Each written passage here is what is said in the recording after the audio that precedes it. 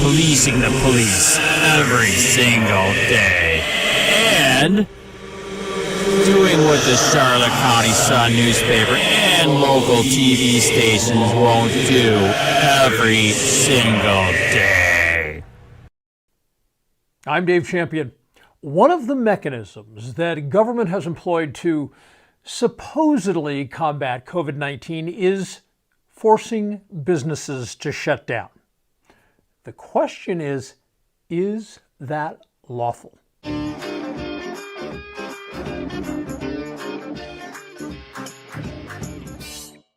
So let me start by saying I had some reservations about doing this video, and because of that, I'm still probably going to do it in a truncated form. The reason for that is a couple of things. Number one, business licenses, which is pretty much the crux of whether or how the government intends to punish or attack a business if they don't obey a shutdown order. It's a very complex, nuanced issue. The other reason I was reticent to do this video is because I've noticed that people are falling, when it comes to statistics about COVID-19, people are falling into one of two categories. They're either finding credible, reliable sources of solid data, or they're believing the government, the fools who believe the government. And clearly what has become, I think, very, very obvious to the vast majority of Americans that the government is hyping this well out of proportion to anything that's actually taking place. So people who just go with whatever the government says, then they're going to spend their time burning up the comment section about this video because they're fools who believe the government. Okay, so the nuances, the subtleties I talked about in business license, what are those? Well, in the complexities. So much to talk about. I'm just going to mention it. I'm not going to get into depth on all of it because it would just be that there's this huge legal analysis that I don't think any of you are interested in. You just kind of want to know the punchline. So let me share a few of the complexities or subtleties concerning business license. Okay, so first of all, there's a huge distinction between corporations, which have a limited set of rights, which you can find. By the way, corporations are typically thought to be imbued with the same rights as 14th Amendment citizens. If you have any inkling to know what those 6 rights are that came from the 14th Amendment originally, you can go to Title 42 of the United States Code, Section 1981, and read them for yourself. It's kind of shocking. So corporations have limited rights. Furthermore, because of the corporate structure and the fact that the owners, shareholders, cannot be held financially accountable for the wrongdoing of the corporations, corporations, unlike me and you, are subject to public policy law. So all of that muddies the water concerning whether there can be a shutdown ordered of corporations. Then we get into the different kinds of licenses. There are just plain old business licenses.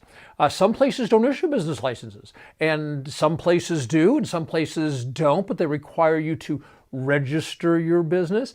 Okay, by the way, the act of registration changes the complexion of whatever it is you're registering from solely private to quasi-public. That's a legal doctrine. It's not some sort of weird conspiracy theory. It simply is. So then you've got the different kinds of licenses. You've got business licenses and professional licenses, and sometimes they overlap. And then you've got licenses for highly regulated activities. And then you've got licenses for things that in our jurisprudential history are impermissible without a license. That's things like, say, prostitution or selling alcohol. You've got business licenses or professional licenses that fall into the category of consumer protection, such as the requirements that are placed on the real estate industry. So this is you can see, and I'm just getting into a little bit of it, you can see this is a very complex, very nuanced issue. So rather than getting into all of that, I think the important part we want to focus on is getting a business license, does doing that allow the government to wave a magic wand and say, you must shut down? And I think that's a pretty huge question. So in preparation for this, I was reviewing some of the seminal cases today on what the federal courts have said about emergency powers of government. the first thing I want to share with you, but there's a codicil to this. First thing I want to share with you is that the courts have said, and this goes to the Supreme Court as well, the United States Supreme Court, has said that in an emergency, the government can suppress some of your rights as long as it's not targeting a particular group, it's a generalized thing, and the government can articulate why whatever steps it wants to take, which have the effect of infringing upon your rights, how those reasonable regulations are achieving the goal of public safety. Okay, that's the standard that comes under the whole police powers thing, right? Which police powers are much broader than cops. I think a lot of people think police powers just pertain to police. They don't. Police powers pertain to the actions of, well, pretty much anything the government does. They are permitted to do so by police powers, and they are constrained by the doctrine of police powers. So back to the question of, does having a business license allow a governor under a state of emergency just to wave his magic wand and say, you all have to shut down your businesses? I would argue that the answer is no. And interestingly, when I was reading one of the Supreme Court cases from 1905, which is still controlling, by the way, it has never been reversed, and the construct of the government taking action that suppressed certain people's rights was that it was the smallpox disease that was at issue. And smallpox, when you look at its mortality rate, depending on the particular strain of smallpox, it was 30% to 75%. Okay? So those are some pretty huge numbers. I don't think there's a tremendous amount of public pushback if the government were to infringe on some of our rights to say, for instance, 50% of the people who became infected. I don't think there'd be a lot of public pushback on that. But nevertheless, the important part of this is in Jacobson, which is the particular case I'm referring to from 1905. The court said, yes, there can be some diminution of liberty if it's for the general good to keep the entirety of society safe. But there has to be, the regulations have to be shown to be reasonable in scope and reasonable to attaining the goal. Okay. So here's my thing.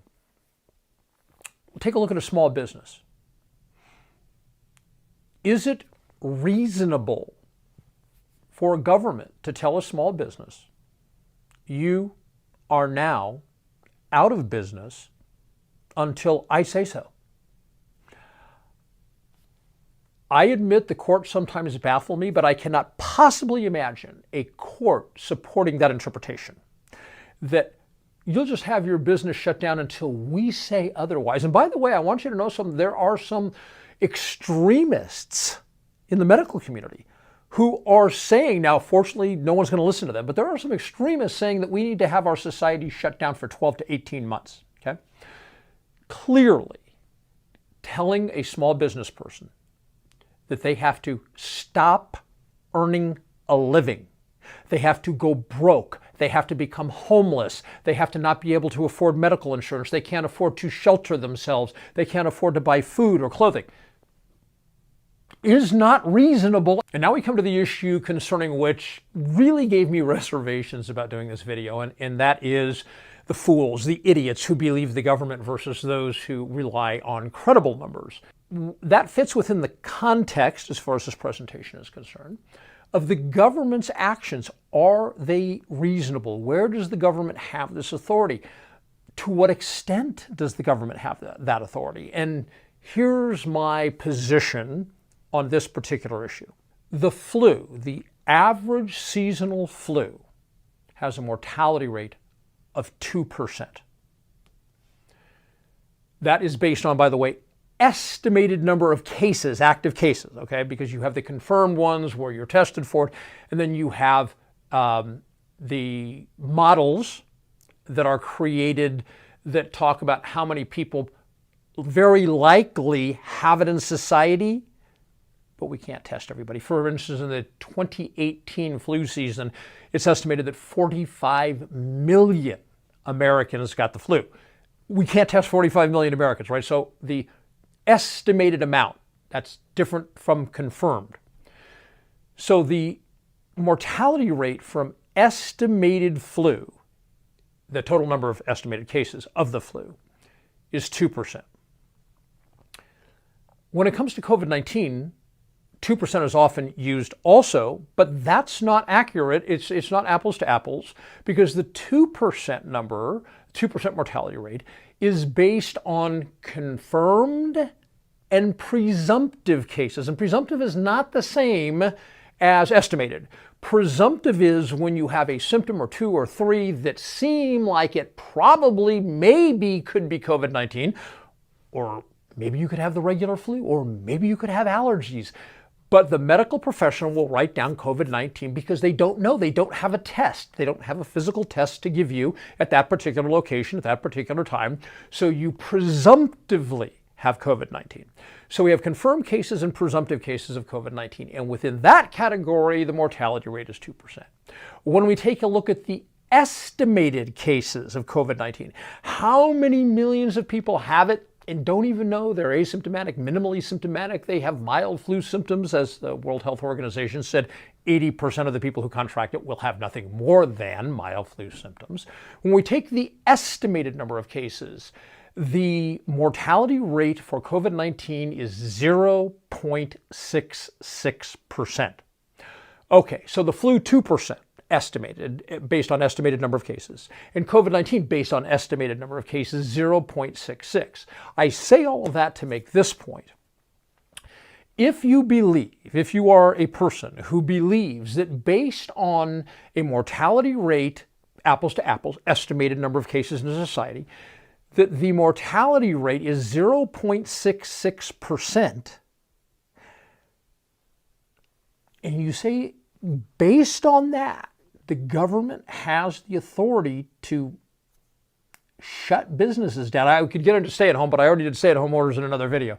To shut businesses down. Well, what you're saying is then the government has the authority to shut all the businesses down for the next seasonal flu. Just a regular, old, ordinary flu, because it has a considerably higher mortality rate than COVID-19. Plus, I want to go a step further with this. What you're essentially saying is the government can shut down all the businesses based on the thinnest little criteria, because if 0.66 is enough to give the government that authority, what would not then give the government the authority? All right, so you see there are no conclusive answers on this.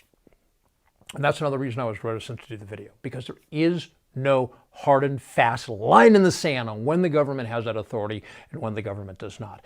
I would posit, as a matter of law, based on the facts of the situation, states do not have the right to shut down all the businesses, tell people they can no longer earn a living, they must become homeless, they can't feed themselves, they can't clothe themselves, and all of that over a 0.66 mortality rate. I would posit to you they absolutely do not and should not have that authority.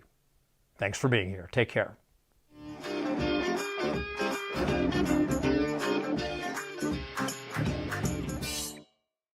Hey, Sherri County, this is Sherri County COPWATCH. I am using any video here with under fair use if you have criticism, reporting, teaching, etc. And please donate. I do not make money from YouTube, and there are different ways to donate in the video links. Thanks.